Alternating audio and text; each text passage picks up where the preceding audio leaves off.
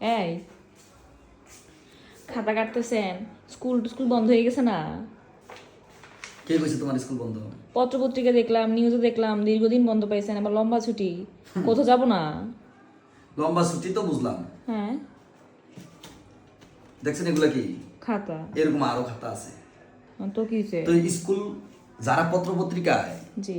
কিংবা টিভি চ্যানেলে কইছে যে স্কুল বন্ধ, স্যাররা অনেক বেশি দিন ছুটি পাইছে, এই ছুটির অবস্থা ওই দিনের ছুটি, দিন রাত শেষ কইরা এই খাতা দেখা রেজাল্ট বানাইয়া এরপরে রেজাল্ট দিয়া ভর্তি কার্যক্রম মাঝখান দিয়া চালানো, এরপরে আবার জানুয়ারি থেকে আবার তো এদিক দিয়া 14 ডিসেম্বর অনুষ্ঠান, তারপরে 16 ডিসেম্বর অনুষ্ঠান, এরপরে আবার তোমার ওই যে জানুয়ারি থেকে শুরু হয়ে যাবো ক্লাস, এক টানা ক্লাস, এতগুলার মধ্যে আবার বন্ধ। যারা কয় যে স্কুলের টিচাররা স্কুল বহুদিনের জন্য বন্ধ পাইছে, আমার এই খাতাগুলো নিয়ে এই যে ওই সাংবাদিকরে কয় খাতা দেখে রেজাল্ট তৈরি করে দিয়ে দিত।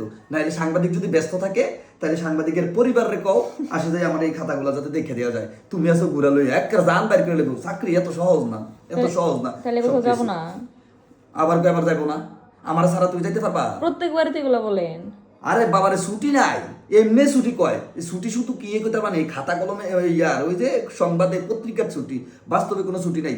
একজন শিক্ষক কি আন ছুটি আছে? আপনি থাকেন আপনার আমার দেখো শিক্ষকতা পেশা, ক্লাসে সিলে কথা বলা লাগে, গরম মানে গলা শেষ, আর এই বৈশা আর দাঁড়াই ক্লাস করাইতে করতে আমার পা শেষ। এমন কোনো টিচার বাদ নাই যে ইউরিক অ্যাসিড বাড়ছে না, পায়ে ব্যথা নাই, গলা ব্যথা নাই, এখন মেরুদণ্ড ব্যথা।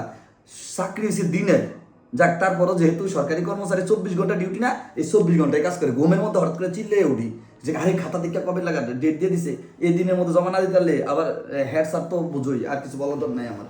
আপনি আপনার খাতা নিয়েই থাকেন। না আমি পারবো না ঘুরতে, কেমনে যাবো? সরকার ছুটি সিস্টেমে ছুটি নাই, আমার এই ব্যস্তর মধ্যে কি তুমি কও কেমনে ঘুরতে যাবো? ঘুরার কোনো সুযোগ আছে?